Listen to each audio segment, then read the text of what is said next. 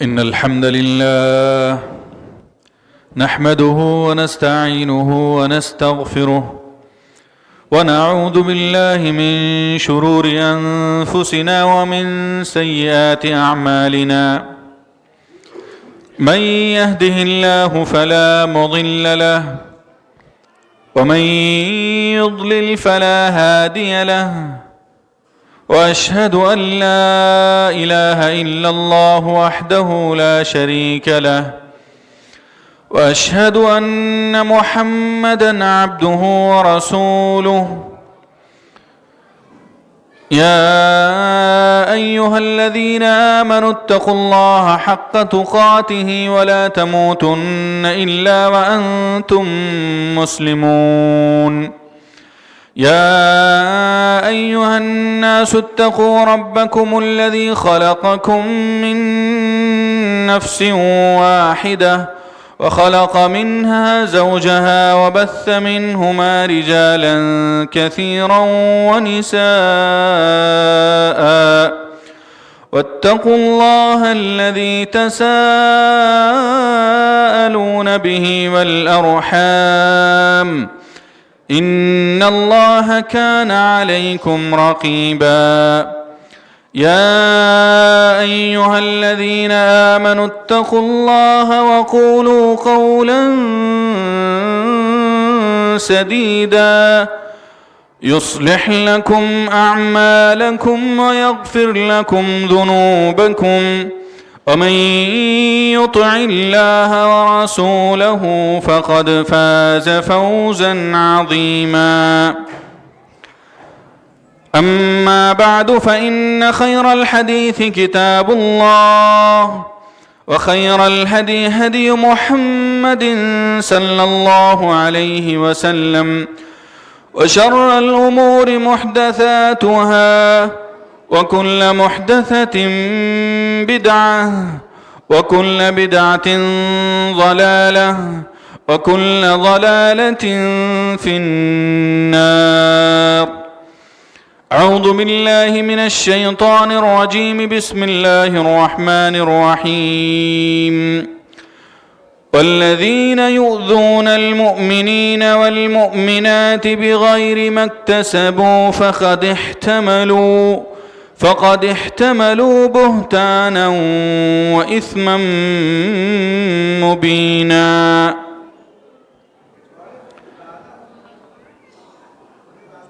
صدر گرامی قدر حضرت مولانا شمیم احمد اعظمی،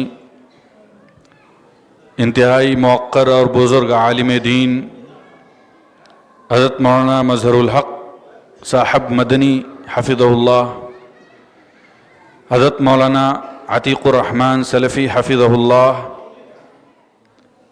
اور اس مجلس میں شریک دور اور نزدیک سے تشریف لائے علماء کرام، مقتدر علماء کرام، مہمانان گرامی، اور اس مدرسے اور مسجد کے ذمہ داران،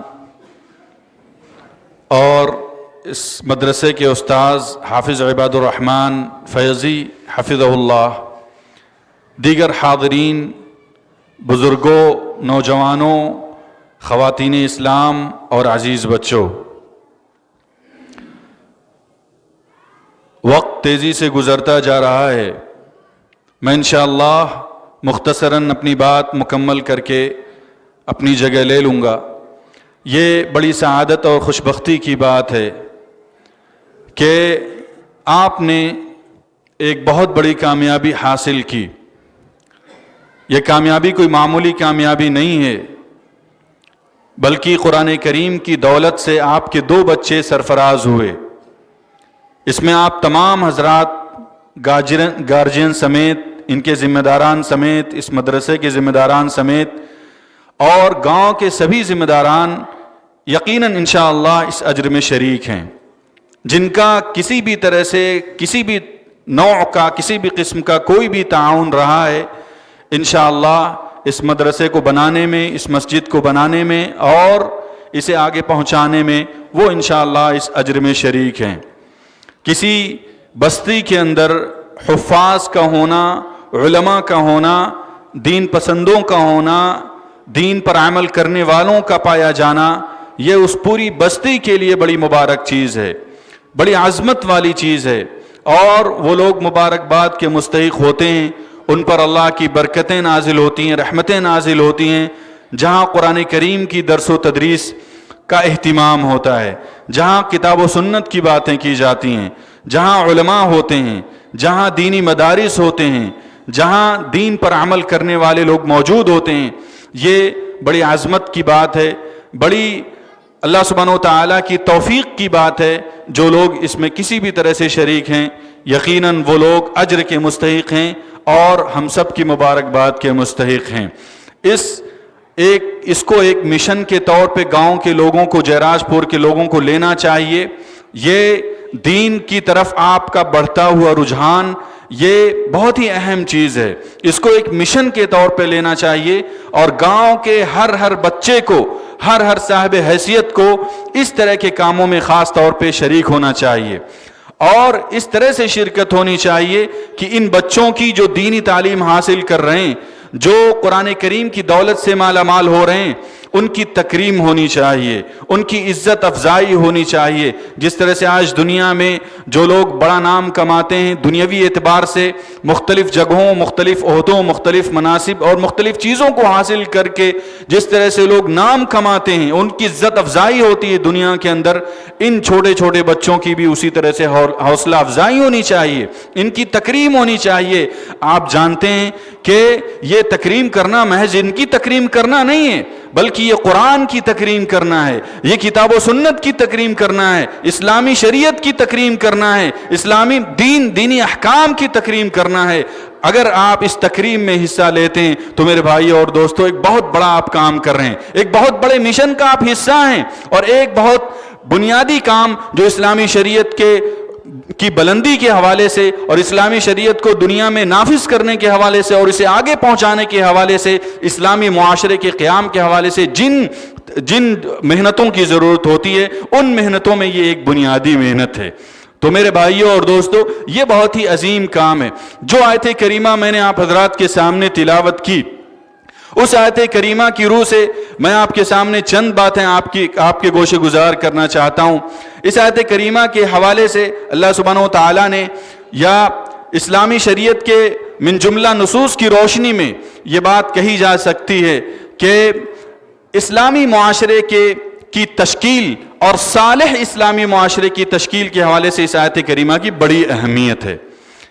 قرآن کریم نے، احادیث رسول صلی اللہ علیہ وسلم نے اور صحابہ کرام کی زندگیوں میں کس طریقے سے ایک صالح اسلامی معاشرہ تشکیل پایا تھا، اور کس طرح سے رسول گرامی صلی اللہ علیہ وسلم نے ایک بہترین معاشرے کا خواب دیکھا تھا اور بنایا تھا، اور اپنے صحابہ کرام رضوان اللہ علیہ مجمعین کو اس کے لیے تیار کیا تھا۔ صحابہ کرام رضوان اللہ علیہ مجمعین نے جو بہترین معاشرہ بنایا اور جو بہترین معاشرہ تشکیل دیا تھا، وہ معاشرہ دراصل کتاب و سنت کی روشنی میں قائم کیا گیا تھا، اور اسی طرح کا معاشرہ، ان میں اس کا بنیادی ایک مبدا اور بنیادی ایک اصول اور ضابطہ یہ تھا کہ آپس میں ہمدردی اور محبت کی فضا قائم کی جائے، ایک دوسرے کو تکلیف پہنچانے سے گریز کیا جائے، ایک دوسرے کو ایذا رسانی اور تکلیف پہنچانا، مشکلات میں ڈالنا، ایک دوسرے کے لیے مشکلات کھڑی کرنا، یہ بہت ہی خطرناک پہلو ہیں جن کی وجہ سے معاشرے کے اندر فساد پیدا ہوتا ہے،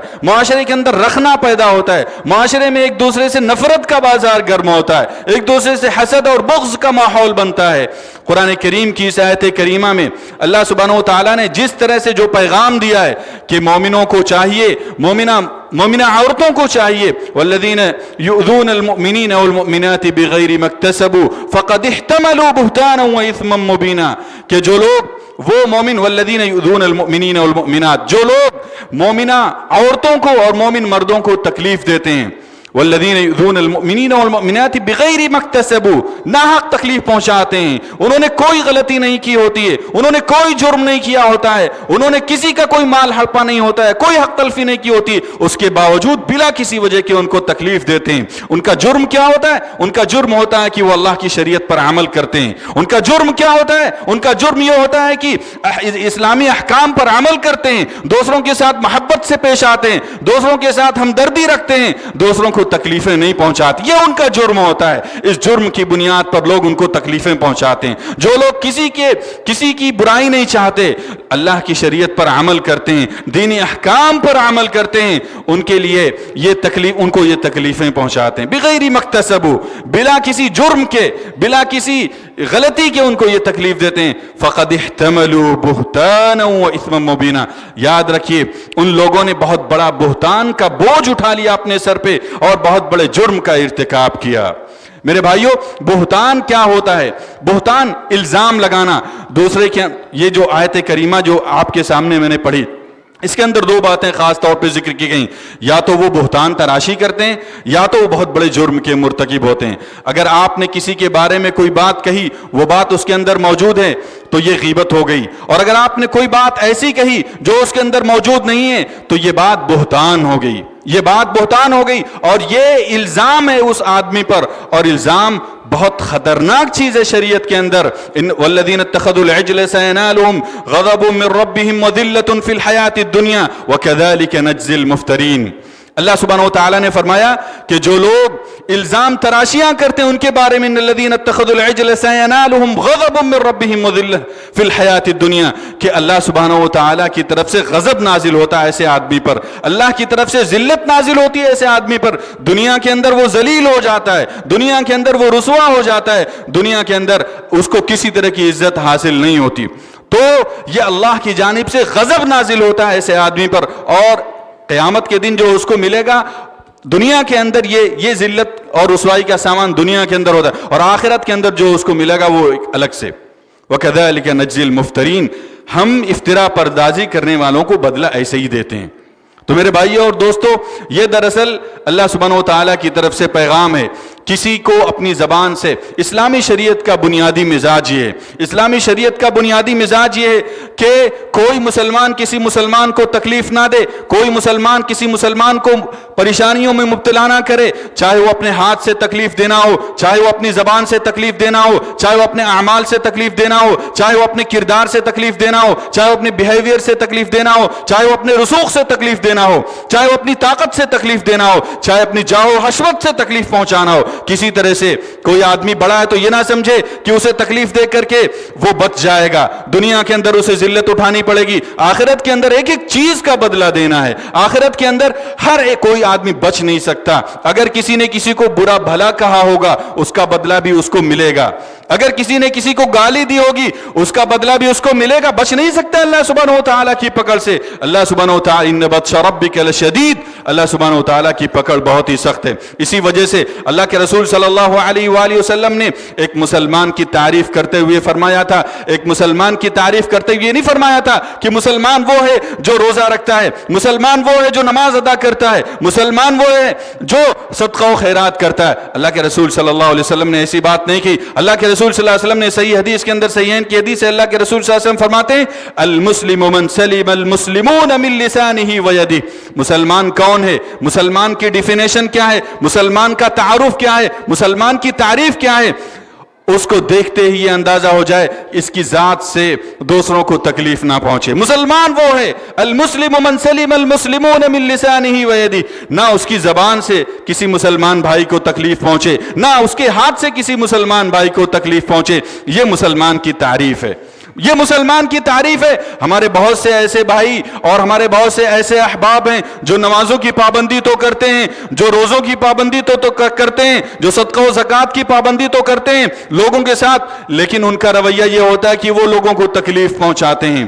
कहीं इनकी ज़मीन हड़प कर ली, कहीं उनको मार दिया, कहीं उनको गाली गुलोच कर दी, कहीं उनके साथ गीबत की, कहीं उन पर इल्ज़ाम लगाया, कहीं उन पर बोहतान लगाया। तरह तरह की मुश्किलात एक आदमी नमाज रोज़ा करने के बावजूद करता है। याद یاد رکھو کہ نماز روزہ کرنے کے باوجود اگر یہ کوئی کرتا ہے تو اس کو اپنی نمازوں پر غور کرنا چاہیے. ہو سکتا ہے کہ اس کی نمازیں قبول نہ ہو رہی ہوں، کیونکہ نماز تو ایسی چیز ہے، اسلامی عبادتیں تو ایسی چیز ہیں کہ انسان کو گناہوں سے روک دیتی ہیں. لیکن میرے بھائیوں، اگر آپ کو یہ عبادتیں، اگر آپ کو یہ نیکیاں، اگر آپ کو یہ صدقات، یہ خیرات، یہ اللہ کے سامنے جھکنا فائدہ نہیں پہنچا رہا ہے، اپنے جھکنے پر غور کرو، اپنی نمازوں پر غور کرو، اپنے صدقات پر غور کرو، اپنی زکوٰۃ پر غور کرو، اپنے خیر کے کاموں پر غور کرو. کیوں نہیں تمہارے ہاتھ دوسروں کو تکلیف پہنچانے سے رک جاتے؟ کیوں نہیں تمہاری زبان دوسروں کو تکلیف پہنچانے سے رک جاتی؟ ذرا اپنے خیر کے کاموں میں غور کرو. کہیں ایسا تو نہیں کہ یہ سارے نیکیوں کے کام جو ہیں وہ ضائع ہو رہے ہیں؟ تو میرے عزیزوں اور دوستو، اپنے ہاتھ سے، اپنے کردار سے، اپنی طاقت سے، اپنے کسی بھی رویے سے کسی بھی مسلمان کو تکلیف پہنچانا ناجائز اور حرام ہے. اگر آپ کی ذات سے کسی کو تکلیف پہنچتی ہے تو یہ سمجھ لیجئے کہ اس کی جزا دنیا کے اندر بھی ملے گی اور اس کا بدلہ آخرت کے اندر بھی اس کا بوجھ آپ کو اٹھانا پڑے گا. اور سب سے اہم ترین بات یہ ہے کہ ایک صالح معاشرے کی تشکیل کے حوالے سے یہ سب سے بڑا روڑا ہے کہ دوسروں کو تکلیفیں پہنچائی جائیں، دوسروں کی ٹانگیں کھینچی جائیں، دوسروں کو مشکلات میں مبتلا کیا جائے، دوسروں کے لیے مشکلات کھڑی کی جائیں. یہ دراصل بہت ہی بے توفیقی کی بات ہے، بہت ہی بے شرمی کی بات ہے، بہت ہی بے دینی کی بات ہے کہ انسان اس طرح کی حرکتیں کرے کہ اس کے ذریعے سے دوسروں کو تکلیف پہنچے، دوسروں کی کیریکٹر خراب ہو، دوسروں کا مستقبل برباد ہو، دوسروں کا گھر اجڑے، معاشرے کے اندر فسادات پیدا ہوں، معاشرے کے اندر خرابیاں پیدا ہوں، بگاڑ پیدا ہو ان تمام برائیوں کی وجہ سے. تو میرے بھائیوں اور دوستو، ایک صالح معاشرہ، ایک بنیادی اور اسلامی معاشرہ اسی طرح سے بن سکتا ہے کہ آپس میں آپ کے محبت کے جذبات ہوں، آپس میں ایک دوسرے کے درمیان ہمدردیوں کے جذبات ہوں، ایک دوسرے کے ساتھ مل جل کر کے رہنے کا جذبہ آپ کے اندر ہو. تو ایک اچھا معاشرہ، جس معاشرے کا خواب رسول گرامی صلی اللہ علیہ وسلم نے دیکھا تھا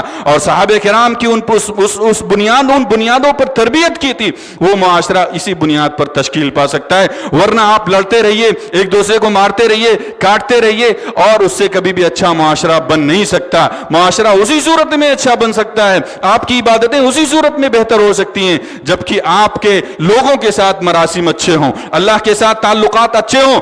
یہ اسلامی نقطہ نظر ہے. لوگوں کے ساتھ آپ کا تعلق ہونا اور لوگوں کے ساتھ خیر کے ساتھ رہنا، یہ بھی اسلام کا ایک بنیادی نقطہ نظر ہے، اسلام کا ایک بنیادی ضابطہ ہے، اسلام کا ایک بنیادی قاعدہ ہے. ورنہ آپ کا اسلام ناقص ہے، آپ کا دین ناقص ہے. ایک مسلمان نہیں ہو سکتا. یہ اللہ کے رسول صلی اللہ علیہ وسلم کی حدیث ابھی آپ نے سنی. تو میرے عزیزوں اور میرے بھائیوں، یہ اللہ کے رسول صلی اللہ علیہ وسلم نے اپنی مختلف احادیث کے اندر یہ کتنا بڑا جرم ہے، یہ کتنا بڑا جرم ہے اور کتنی بدنصیبی کی بات ہے، کتنی محرومی کی بات ہے اور کتنا غلط کام ہے یہ دوسروں کو ایذا رسانی اور دوسروں کو تکلیف پہنچانا. اس کا اندازہ میں 3 طرح کے دلائل آپ حضرات کے سامنے رکھتا ہوں. اللہ کے رسول صلی اللہ علیہ وسلم نے مختلف احادیث میں بہت ساری باتیں کہیں، لیکن میں 3 باتوں کو خاص طور پہ پیش نظر رکھتے ہوئے اپنی بات کو آگے بڑھا رہا ہوں. اللہ کے رسول صلی اللہ علیہ وسلم نے اپنی ایک حدیث کے اندر فرمایا، مفصل حدیث ہے. سب سے پہلی چیز کیا ہے؟ یہ جو ایک دوسرے کو ایذا پہنچانا، تکلیف پہنچانا، یہ اتنا بڑا جرم ہے کہ انسان کے سارے اعمال ضائع ہو جائیں گے، سارے اعمال برباد ہو جائیں گے انسان کے، اس کی ساری عبادتیں بیکار ہو جائیں گی آخرت میں، اور اس کی ساری نیکیاں بیکار ہو جائیں گی آخرت میں اگر انسان نے بندوں کے حقوق کا لحاظ نہیں کیا، لوگوں کے حقوق کا لحاظ نہیں کیا، پڑوسیوں کے حقوق کا لحاظ نہیں کیا. تو ایسی صورت میں سارے لوگوں کی، اس آدمی کی ساری نیکیاں ضائع ہو جائیں گی. اللہ کے رسول صلی اللہ علیہ وسلم نے صحابہ کرام رضوان اللہ علیہم اجمعین سے پوچھا کہ اتدرون من المفلس؟ اللہ کے رسول نے پوچھا کہ کیا تم جانتے ہو کہ مفلس کون ہے؟ صحابہ کرام رضوان اللہ علیہم اجمعین کا وہی جواب تھا جو جواب ہونا چاہیے تھا. صحابہ کرام نے عرض کیا کہ اللہ کے رسول صلی اللہ علیہ وسلم، من لا درہم لہ ولا متاع، کہ جس آدمی کے پاس نہ کوئی درہم ہے، نہ کوئی روپے پیسے ہیں، نہ گاڑی اور دولت ہے، ایسا آدمی مفلس ہے، ایسا آدمی قلاش ہے. اللہ کے رسول صلی اللہ علیہ وسلم نے کریکشن کرتے ہوئے، ان کی تصحیح کرتے ہوئے اللہ کے رسول صلی اللہ علیہ وسلم نے فرمایا، نہیں، تم جس مفلس کی بات کرتے ہو میں اس مفلس کی بات نہیں کر رہا، میں یہ کہہ رہا ہوں کہ مفلس وہ آدمی ہے، ان من امتی من یاتی یوم القیامہ، قیامت کے دن میری امت سے کوئی بندہ آئے گا قیامت کے دن، اور اس نے کیا کیا ہوگا؟ शतम हादा वक़ज़फ़ हादा वज़रब हादा वअकल माल हादा। इस तरह की बातें अल्लाह के रसूल सल्लल्लाहु अलैहि वसल्लम ने फरमाई कि क़यामत के दिन मुफलिस वो होगा जो क़यामत के दिन आएगा, क़यामत के दिन अल्लाह की बारगाह में आएगा, इनका माल हड़पा होगा, इनको गाली दी होगी, इनको बुरा भला कहा होगा, इन पर इल्ज़ाम लगाया होगा, इन पर बुहतान बांधे होंगे, इनको बुरा भला कहा होगा, इन पर मुश्किलात खड़ी की होंगी, इनको मुसीबतों में डाला होगा, इनको तरह तरह की मुश्किलात में उसने किया होगा। तो अल्लाह सुब्हानहू व तआला कहेगा, अल्लाह सुब्हानहू व तआला, अल्लाह के रसूल सल्लल्लाहु अलैहि वसल्लम फरमाते हैं कि अल्लाह सुब्हानहू व तआला कहेगा कि इसकी सारी नेकियां लेकर के उन लोगों में तकसीम कर दो जिन लोगों के खिलाफ इसने किया है काम। चुनांचे सारी नेकियां उस आदमी की लेकर के उन लोगों में तकसीम कर दी जाएंगी, फिर उसकी सारी नेकियां खत्म हो जाएंगी तो अल्लाह सुब्हानहू व तआला कहेगा उन लोगों के सारी अच्छाइयां, सारे गुनाह इस पर डाल दो। उसके बाद उसके लोगों के, जिन लोगों को उसने सताया होगा, जिन लोगों को उसने बुरा भला कहा होगा, उनकी सारी खराबियां और गुनाह उस आदमी के ऊपर डाल दिए जाएंगे। इस तरह से अल्लाह के रसूल सल्लल्लाहु अलैहि वसल्लम ने हदीस में फरमाया फतुरिहा फिन्नार, उसके बाद वो जहन्नम में डाल दिया जाएगा। उसकी नमाजों ने उसको फायदा पहुंचाया? कोई फायदा नहीं पहुंचाया उसकी नमाजों ने, और उसकी नेकियों ने कोई फायदा नहीं पहुंचाया। अगर हुकूकुल इबाद का ख्याल न किया जाएगा, हुकूकुल इबाद बंदों के हुकूक का ख्याल न किया जाएगा, लोगों को तकलीफें दी जाएंगी, मुआशरे के अंदर फसाद मचाया जाएगा, मुआशरे के अंदर खराबियां पैदा की जाएंगी, तो मेरे भाइयों आपके सारे अमाल ज़ाया हो जाएंगे, सारे अमाल बर्बाद हो जाएंगे। ये पहली चीज़ है जो अल्लाह के रसूल सल्लल्लाहु अलैहि वसल्लम ने बयान फरमाई। और दूसरी चीज़, जो आदमी लोगों को तकलीफें देता है और इस तरह के गलत कामों में मुलव्वस होता है, लोगों से इंतकाम लेता है, लोगों को मुश्किलात में मुब्तला करता है, ऐसे आदमी के बारे में रसूल गिरामी सल्लल्लाहु अलैहि वसल्लम ने फरमाया कि हदीस कुदसी में कि ऐसा आदमी दरअसल अल्लाह से ऐलान जंग करता है, अल्लाह सुब्हानहू व तआला से ऐलान जंग करता है ऐसा आदमी। अल्लाह के रसूल सल्लल्लाहु अलैहि वसल्लम ने फरमाया कि अल्लाह सुब्हानहू व तआला ने फरमाया कि मन आदा ली वलियन फ़क़द आज़नतुहु बिल हर्ब, कि जो मेरे दोस्त को तकलीफें पहुंचाता है, मेरे मोमिन बंदे को तकलीफें पहुंचाता है, मैं उसके खिलाफ ऐलान जंग करता हूं। ये अल्लाह का वली कौन है, अल्लाह का नेक बंदा कौन है? अल्लाह सुब्हानहू व तआला ने खुद कुरान करीम के अंदर इरशाद फरमाया, अला इन्ना औलिया अल्लाह ला खौफुन अलैहिम वला हुम यहज़नून अल्लज़ीना आमनू व कानू यत्तक़ून। वली कौन है? वली वो हैं जो मुजावर बन करके कब्रों के पास रहते हैं, वली वो हैं जो जंगलात के अंदर साधु बन करके टहलते और घूमते हैं, वो वली हैं। वो वली नहीं मेरे भाइयों, वली आप में से भी कोई बंदा हो सकता है, वली ये भी हो सकते हैं, वली ये भी हो सकते हैं, वली ये भी। वली होना कोई बहुत मुश्किल चीज नहीं है, बस क्या है, अल्लज़ीना आमनू व कानू यत्तक़ून, जो ईमान लाने वाले लोग हैं और अल्लाह का तक़वा इख्तियार करने वाले लोग हैं। ईमान लाओ और अल्लाह के तक़वे और अल्लाह के डर के साथ अपनी पूरी जिंदगी गुजार दो, अल्लाह के वली बन जाओगे। और अल्लाह के वली के बारे में अल्लाह के रसूल सल्लल्लाहु अलैहि वसल्लम ने अल्लाह की ज़ुबानी फरमाया, मन आदा ली वलियन फ़क़द आज़नतुहु बिल हर्ब, कि जिसने किसी नेक आदमी को तकलीफ पहुंचाई, जिसने किसी मेरे नेक बंदे को तकलीफ पहुंचाई, मैं उसके खिलाफ ऐलान जंग करता हूं। मेरे अजीजों, इस हदीस से यह बात पता चलती है कि अल्लाह के नेक बंदों को छेड़छाड़ मत करो। अल्लाह के साथ जो लोग मुखलिस हैं, जो नेकियों का काम करते हैं, अल्लाह के लिए उन्होंने अपनी जिंदगी वक्फ कर रखी है, नमाजों का इह्तिमाम करते हैं, सदकात का इह्तिमाम करते हैं, शरीयत पर अमल करने का इह्तिमाम करते हैं, ऐसे लोगों के साथ छेड़छाड़ नहीं करो। ऐसे लोगों की दुआएं जाकर के अल्लाह सुब्हानहू व तआला के सामने ऐसे टकराती हैं कि बादल हट जाओ, दे दो राह जाने के लिए। आह जाती है फलक पर रहम लाने के लिए, बादल हट जाओ, दे दो राह जाने के लिए। डायरेक्ट अल्लाह सुब्हानहू व तआला उसे कबूल करता है और फिर दुनिया और आखिरत दोनों में उस आदमी की रुसवाई होती है जो अल्लाह के वली को तकलीफ पहुंचाता है। तो मेरे भाइयों, ये दूसरी चीज हुई जो अल्लाह के रसूल सल्लल्लाहु अलैहि वसल्लम ने बहुत ही अहम बात बयान फरमाई। तीसरी चीज, एक मुसलमान आदमी का खून, उसकी इज्जत और उसकी इज्जत या उसके माल पर डाका डालना या उसकी इज्जत के साथ खेल करना हराम है, नाजायज है। अल-मुस्लिमु अलल मुस्लिमी हरामुन दमुहु व मालुहु व इर्दुहु। अल्लाह के रसूल सल्लल्लाहु अलैहि वसल्लम ने फरमाया कि एक मुसलमान का खून बहाना हराम है, एक मुसलमान की इज्जत के साथ खेल करना हराम है, और एक मुसलमान के माल और उसकी जायदाद के साथ भी खेल करना हराम है। अल्लाह के रसूल सल्लल्लाहु अलैहि वसल्लम ने अपनी एक और हदीस के अंदर फतेह मक्का के मौके से फरमाया था कि अला इन्ना अम्वालकुम व अरादकुम हरामुन अलैकुम का हुर्मति यौमिकुम हादा फी शहरिकुम हादा फी बलदिकुम हादा। तुम्हारे माल, तुम्हारी इज्जतें और तुम्हारी जान, ये सारी चीजें हराम कर दी गई, मुहतरम हैं। ان کو کوئی ضائع نہیں کر سکتا۔ لہذا آپ دیکھیے کہ کتنی بڑی بات اللہ کے رسول صلی اللہ علیہ وسلم نے فرمائی، ایک مومن کی جان لینا اور اس کی عزت لینا دونوں کو برابر کر دیا اللہ کے رسول صلی اللہ علیہ وسلم نے۔ جیسے جان لینا ہے ویسے عزت اس کی خراب کرنا ہے۔ اس لیے کبھی کسی کی عزت خراب کرنے سے پہلے، کبھی کسی کو تکلیف پہنچانے سے پہلے، کبھی کسی کی عزت نیلام کرنے سے پہلے، کبھی کسی پر الزام لگانے سے پہلے، کبھی کسی پر بہتان لگانے سے پہلے ایک بار سوچنا کہ کیسے اللہ کے رسول صلی اللہ علیہ وسلم نے جان لینے کو اور عزت لینے کو ایک ساتھ جوڑ دیا، اس کے مال کو غصب کرنے کو، جان لینے کو اور مال کو ایک ساتھ جوڑ دیا، عزت کو تار تار کرنے کو ایک ساتھ جوڑ دیا۔ اس سے اندازہ کیجئے کہ کتنی خطرناک اور کتنی سنگین بات ہے یہ کہ مسلمان کو تکلیف پہنچائی جائے، مسلمان کی عزت کے ساتھ کھیل کیا جائے، مسلمان کو پریشان کیا جائے۔ تو میرے بھائیوں اور دوستوں، اور خاص طور پہ ان لوگوں کے ساتھ کھیل کرنا، ان لوگوں کے ساتھ ان لوگوں کو مشکلات میں ڈالنا جو لوگ آپ کے قریبی رشتہ دار ہیں۔ کون وہ لوگ ہیں جن کے ساتھ خاص طور پہ آپ برائی نہیں کر سکتے، جن کے ساتھ خاص طور پہ آپ جن کو تکلیفیں نہیں دے سکتے، جن کو آپ خاص طور پہ پریشان نہیں کر سکتے؟ وہ کون لوگ ہیں؟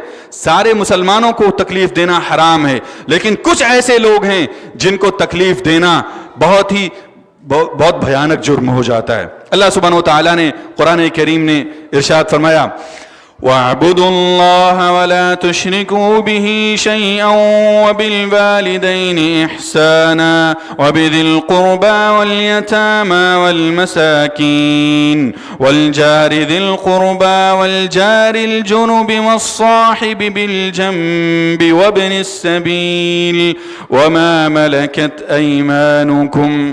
اللہ سبحانہ و تعالیٰ نے اس میں کیٹیگری متعین کی ہے، درجے متعین کیے ہیں کہ کس کو تکلیف نہیں پہنچانا۔ آپ دیکھیے، غور کیجئے مفسرین نے کس طرح سے اس کو کیٹیگرائزیشن کیا، کس طرح سے درجہ بندی اس کے کیے۔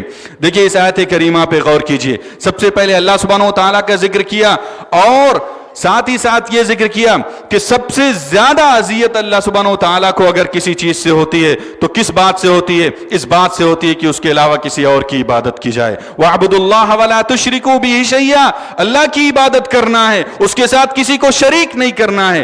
اگر تم اللہ کی عبادت نہیں کرتے ہو، اس کے ساتھ دوسروں کو شریک کرتے ہو، تو یہ سب سے بڑا جرم ہے اس کائنات کا، اس سے بڑا کوئی جرم نہیں ہے۔ مشرک آدمی، قبروں پر سجدہ کرنے والا، لوگوں اللہ کے ساتھ دوسروں کو شریک کرنے والا آدمی، اس سے بڑا اس روئے زمین پر کوئی مجرم نہیں ہے۔ آپ یقین کیجئے، اس سے بڑا کوئی مجرم نہیں ہو سکتا جو اللہ کے ساتھ ظلم کرے، اللہ کے ساتھ زیادتی کرے۔ انسانوں کے ساتھ زیادتی کرنا تو دور کی بات ہے، اللہ کے ساتھ ظلم کرنا، اللہ کے ساتھ زیادتی کرنا، اللہ کو تکلیفیں پہنچانا، اس سے بڑا اس روئے زمین پر کوئی مجرم نہیں ہے۔ اور اللہ کو تکلیف دینا، اللہ کو پریشان کرنا، سب سے بڑی چیز اس میں شرک۔ اگر آپ شرک کرتے ہیں یا شرک جیسا کوئی بھی عمل کرتے ہیں، یقین کیجئے آپ اللہ کو تکلیف دے رہے ہیں، اور اللہ کو تکلیف دے کر کے آپ نہ دنیا میں کامیاب ہو سکتے ہیں نہ آخرت میں کامیاب ہو سکتے ہیں۔ دوسری ذات گرامی جس کے بارے میں فرمایا وَبِالْوَالِدَيْنِ إِحْسَانًا، والدین کے ساتھ حسن سلوک کرو، ماں باپ کے ساتھ اچھا سلوک کرو، ان کو کبھی تکلیفیں نہ دو۔ اللہ کے بعد والدین کا ذکر کیا کہ ان کو تکلیفیں نہ دو، مگر آج ہمارا معاشرہ سب سے زیادہ تکلیفیں اگر دیتا ہے تو والدین کو دیتا ہے، سب سے زیادہ مشکلات پیدا کرتا ہے تو والدین کے لیے کرتا ہے، سب سے زیادہ رلاتا ہے تو والدین کو رلاتا ہے۔ وہ بچے جن کو والدین نے پالا پوسا، بڑا کیا، تعلیم دی، بڑا ہو کر کے وہی بچہ جوان ہو کر کے کہتا ہے کیا دیا آپ نے مجھے، پیدا کر دیا اس کے بعد آپ نے مجھے کیا دیا ہے؟ میرے بھائیوں اور دوستو، بہت بڑا جرم ہے یہ۔ اللہ کے بعد، اللہ کو تکلیف دینے کے بعد والدین کو برا بلا کہنا، وَلَا تَقُلْ لَهُمَا أُفٍّ وَلَا تَنْهَرْهُمَا، تمہارے باپ تم کو کچھ بھی کہہ ڈالیں تم کو اف نہیں کرنا ہے، تم کو کوئی بھی غلط بات ان کے سامنے نہیں بولنی، اف یہ لفظ تم کو ان کے سامنے نہیں بولنا۔ قرآن نے یہ لفظ استعمال کیا، اف مت کہو۔ کتنا بڑا جرم ہے اس آدمی کا جو اپنے والدین کے ساتھ زیادتی کرتا ہے۔ اور میں اپنے نوجوانوں سے اس وقت مخاطب ہوں، خاص طور پہ میں اپنے نوجوانوں سے کہنا چاہتا ہوں، والدین کو عزت کرو، والدین کے ساتھ خیر خواہی کا سلوک کرو، والدین کو تکلیفیں مت پہنچاؤ۔ ہو سکتا ہے کہ تمہاری زندگی برباد ہو جائے، والدین کے ایک جملے سے تمہاری زندگی برباد ہو جائے، والدین کے ایک دعا سے تمہاری زندگی بن جائے۔ والدین کے سامنے ہمیشہ جھک جاؤ، ہر بات پہ جھک جاؤ، اور ان کی اطاعت اور فرما برداری سے کام لو۔ ان کو تکلیف پہنچانا یہ دنیا کا دوسرا بڑا جرم ہے۔ وبالوالدین احسانا وبذی القربا، اور قریبی رشتہ داروں کو تکلیف پہنچانا، وبذی القربا والیتامی والمساکین، مسکینوں کو تکلیف پہنچانا، یتیموں کو تکلیف پہنچانا، والمساکین وابن السبیل، اور اسی طریقے سے مسافروں کو تکلیف پہنچانا، والجار ذی القربا، اور ایسے پڑوسی جو آپ کے رشتہ دار بھی ہوں، والجار الجنب، اور ایسے پڑوسی جو آپ کے رشتہ دار نہ ہوں، والجار الجنب والصاحب بالجنب، اور ایسا آدمی جو آپ کے پاس اپنے مفادات کے لیے آتا ہو، آپ سے کچھ سیکھتا ہو یا آپ کے لیے آپ کے ماتحت ہو، وما ملکت ایمانکم، اس طریقے سے جو لوگ تمہارے ماتحت ہیں، یہ سارے لوگ، یہ سارے تمہارے سامنے کمزور ہیں۔ والدین بھی کمزور ہو جاتے ہیں، دنیا کے اندر انسان سوچتا ہے اللہ کے ساتھ ہم کچھ بھی کریں اللہ ہمارا کیا کرے گا، والدین کے ساتھ بھی ہم برائیاں کرتے پھرتے ہیں، خاص طور پہ اپنے پڑوسیوں کے ساتھ، اور پڑوسی جو رشتہ دار ہوتا ہے اس سے ہمارا معاملہ بہت خراب ہوتا ہے۔ آپ دیکھ لیجئے معاشرے کے اندر، کہیں کسی بھی گاؤں میں چلے جائیں، کسی بھی معاشرے کے اندر چلے جائیں، ہر بندہ پڑوسی سے الجھا ہوا ہے، پڑوسیوں کے ساتھ اس کے اچھے تعلقات نہیں ہیں۔ اللہ کے رسول صلی اللہ علیہ وسلم نے کیا فرمایا؟ واللہ لا یؤمن، واللہ لا یؤمن، واللہ لا یؤمن من لا یأمن جارہ بوائقہ۔ اللہ کے رسول صلی اللہ علیہ وسلم نے فرمایا کہ وہ آدمی مومن نہیں ہو سکتا۔ 3 بار اللہ کے رسول نے فرمایا کہ وہ آدمی مومن نہیں ہو سکتا، وہ آدمی مومن نہیں ہو سکتا جس کے شر سے اس کے پڑوسی محفوظ نہ ہوں، اور خاص طور پہ اگر رشتہ دار ہوں، آپ کا بھائی ہو، آپ کے چچا ہوں، آپ کے اقربا ہوں، اور وہ آپ کے شر سے محفوظ نہیں، آپ یقین کیجئے آپ مومن نہیں ہو سکتے۔ یہ میری بات نہیں، یہ رسول گرامی صلی اللہ علیہ وسلم کی بات ہے۔ اگر آپ کی ذات سے آپ کا پڑوسی محفوظ نہیں ہے، آپ کی زبان سے آپ کا پڑوسی محفوظ نہیں ہے، آپ کے ہاتھ سے آپ کا پڑوسی محفوظ نہیں، یقین کیجئے آپ مومن نہیں ہو سکتے۔ مومن کیوں نہیں ہو سکتے؟ کیونکہ رسول گرامی صلی اللہ علیہ وسلم نے کہا کہ آپ مومن نہیں ہیں۔ کسی عام آدمی کا یہ قول نہیں، بلکہ رسول گرامی صلی اللہ علیہ وسلم نے کہا آپ مومن نہیں، ختم بات۔ ساری نمازیں آپ کی بیکار ہو گئیں، ساری نیکیاں آپ کی خراب ہو گئیں۔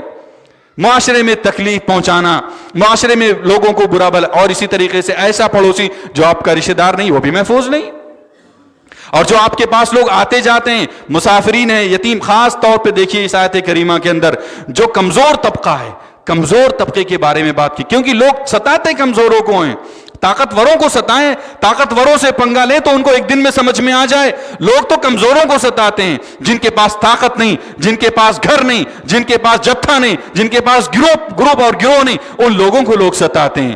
ذرا طاقتوروں سے پنگا لے کے دیکھو، ایک دن میں ٹھیک کر دیے جاؤ گے۔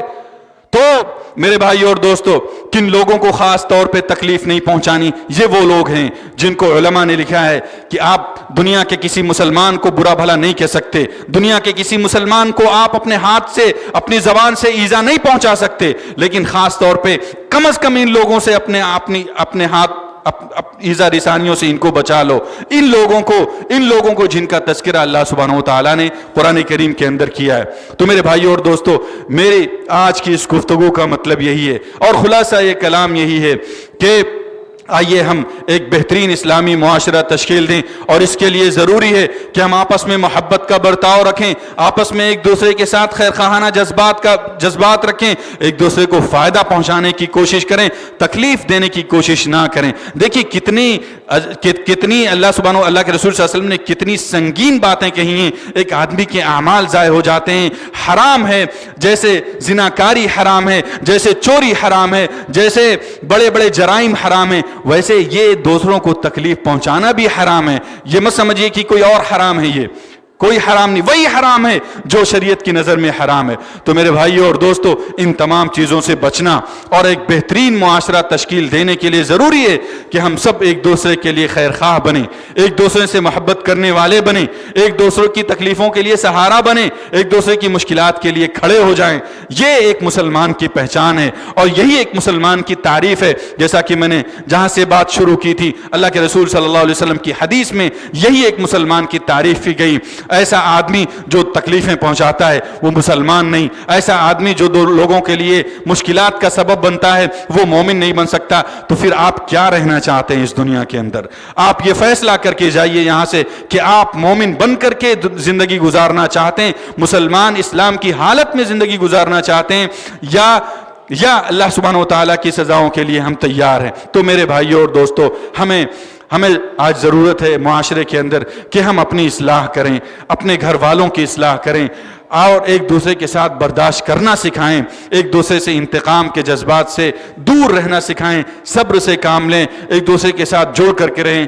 یہی اسلام ہے اور یہی اسلام کا پیغام ہے، اور اسی اسلام پر رسول گرامی صلی اللہ علیہ وسلم نے صحابہ کرام کو چلنا سکھایا اور ہمیں بھی اسی اسلام پر چلنے کی توفیق دی۔ اللہ سبحانہ و تعالیٰ سے دعا ہے کہ اللہ سبحانہ و تعالیٰ ہمیں کتاب و سنت کے مطابق عمل کرنے کی توفیق عطا فرمائے، دین اسلام پر چلنے کی توفیق عطا فرمائے، لوگوں کو تکلیف دینے سے بچائے، لوگوں کے لیے مشکلات کھڑی کرنے سے ہمیں محفوظ رکھے، ہمارے درمیان محبت اور اخوت قائم کرے اور ہمارے ملک کے حالات کو درست فرمائے۔ اقول قولی ھذا واستغفر اللہ لی ولکم ولسائر المسلمین من کل ذنب فاستغفروہ انہ هو الغفور الرحیم۔ والسلام علیکم ورحمۃ اللہ وبرکاتہ۔